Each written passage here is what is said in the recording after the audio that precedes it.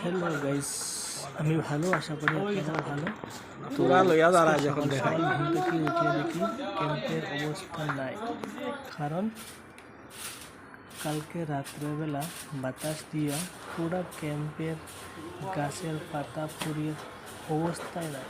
তো roll call শেষ করিয়া আমরা সবাই মিলিয়া এখন ক্যাম্পের পরিষ্কার করাটা শুরু করি।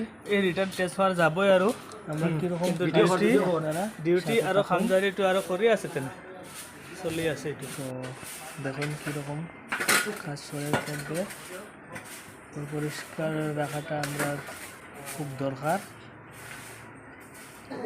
তো কাজ শুরু চলে, কাজ